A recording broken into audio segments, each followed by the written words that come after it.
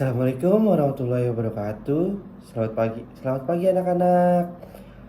Bagaimana kabarnya hari ini? Alhamdulillah kalau baik. Nah, sebelum kita masuki pembelajaran hari ini, alangkah baiknya kita akan membaca doa terlebih dahulu. Baca doa dimulai.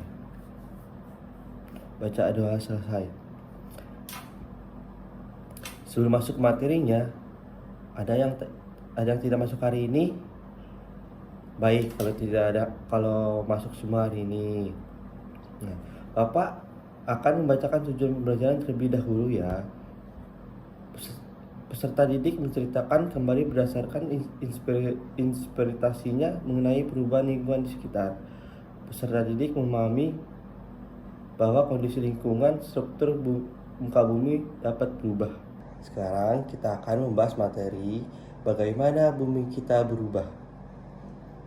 Di sini ada yang tahu gak bagaimana bumi kita bisa berubah? Baik, kalau belum ada yang tahu, mari kita bahas bersama-sama ya teman-teman. Bagaimana sih bumi kita bisa berubah? Nah, perubahan lingkungan membutuhkan waktu yang panjang, seperti perubahan iklim yang berkembang dalam kurun waktu bertahun-tahun. Sebaliknya, perubahan cuaca terjadi dengan cepat seperti hujan yang merupakan bagian dari siklus air. Siklus air adalah proses alami di mana air dipindahkan antara permukaan bumi dan atmosfer secara berkelanjutan. Pemahaman terhadap perubahan ini penting untuk mengenai tentang lingkungan. Perubahan iklim, seperti peningkatan suhu global, dapat memiliki dampak yang signifikan terhadap ekosistem dan kehidupan manusia. Oleh karena itu, kewaspadaan dan tindakan untuk menjaga keseimbangan lingkungan sangat diperlukan. Selanjutnya itu ada tahap atau proses siklus air. Siklus air terdiri dari 4 proses utama, yaitu evaporasi, kondensasi, presipitasi, dan runoff. Evaporasi atau penguapan. Istilah evaporasi digunakan untuk menunjukkan proses penguapan air yang berasal dari laut, sungai, danau, dan badan air lainnya. Nah, kalau kondensasi itu pengembunan. Kondensasi adalah proses perubahan air dari gas menjadi cair, yaitu kita kenal dengan istilah pengembunan yang merupakan kebalikan dari evaporasi atau penguapan. Nah, yang selanjutnya itu presipitasi atau hujan. Presipitasi adalah proses pencairnya awan akibat pengaruh suhu udara yang tinggi. Kemudian titik-titik air di awan akan turun menjadi hujan salju atau hujan es. Nah, selanjutnya itu ada infiltrasi dan runoff.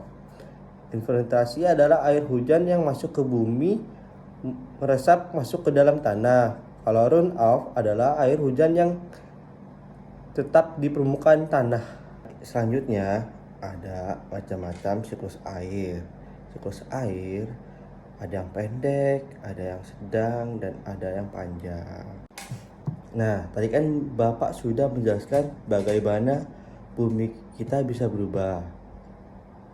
Nah, sekarang kamu berdiskusilah dengan teman sebangkumu, lalu kerjakan LKPD yang ada di buku cetak itu. Apakah sudah selesai mengerjakan LKPD-nya?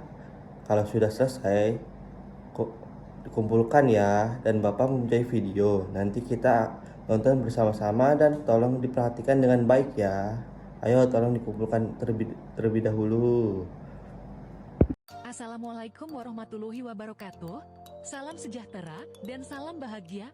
Video kali ini akan membahas materi IPAS dengan judul Berkenalan dengan Bumi Kita. Topik C, bagaimana bumi kita berubah?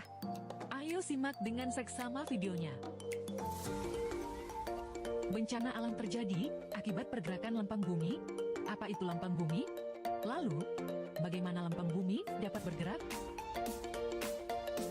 Bumi bisa berubah karena sejumlah peristiwa alam dan aktivitas manusia.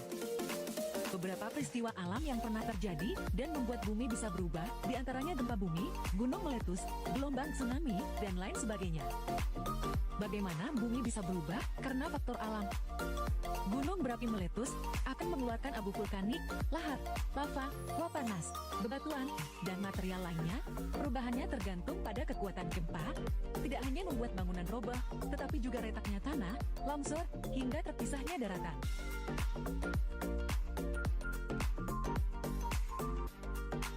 Pada kasus meletusnya Gunung Tambora, yang awalnya punya ketinggian antara 4.200 meter dpl, pasca meletus ketinggiannya berkurang banyak hingga hanya menyisa 2.800 meter dpl, semula memiliki puncak berbentuk kerucut, puncak akan hilang menjadi kawah seperti danau kering yang sangat besar.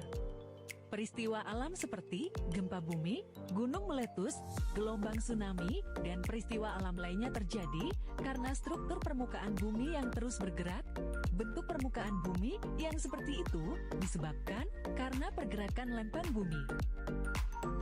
Lempeng bumi adalah bagian penyusun materi bumi yang paling atas dan mempunyai ketebalan sekitar 100 km.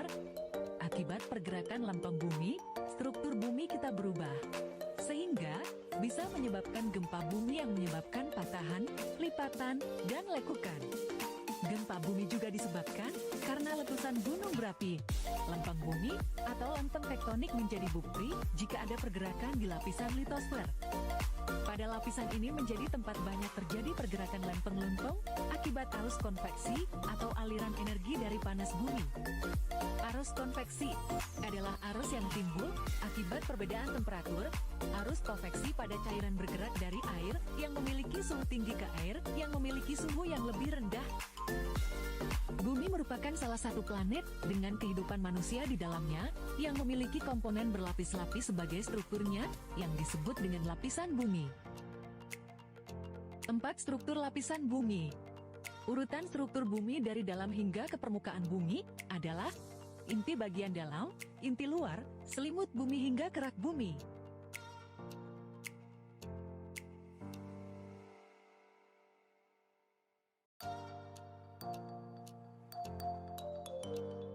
Inti dalam bumi. Inti dalam adalah bagian terdalam bumi, sangat panas dan berwujud cair. Inti dalam bumi ini memiliki suhu 5.400 derajat Celcius atau 54 kali lebih panas dari air mendidih. Inti luar bumi memiliki ketebalan sekitar 2.200 km. Sebagian besarnya terdiri dari cairan besi dan nikel. Suhu di lapisan inti luar tetap sangat panas, bisa mencapai 3.700 derajat Celcius.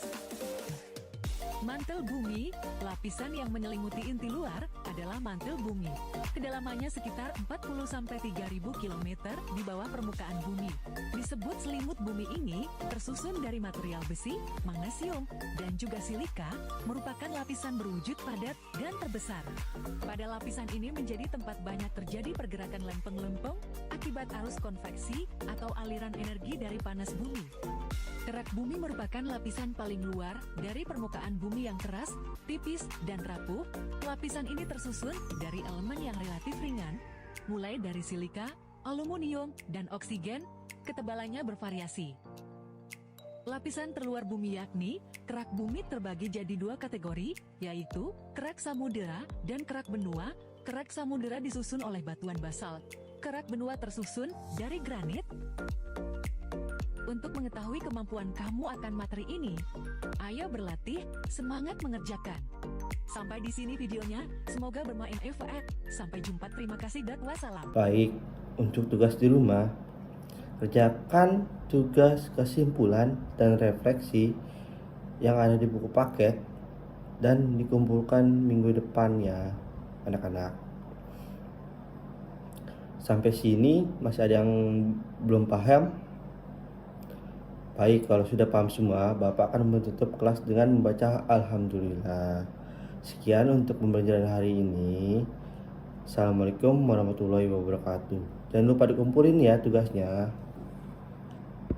Audio Jungle.